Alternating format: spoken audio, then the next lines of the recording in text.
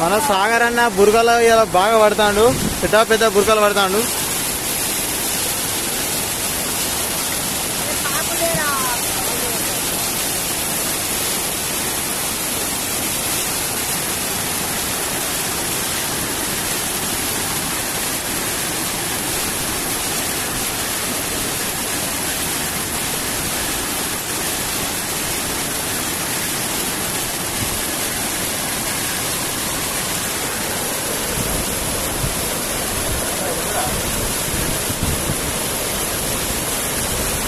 మన చిన్నోడు అయితే పాములు ఉన్నాయి కదా, ఫుల్ బురకలు పట్టిండు.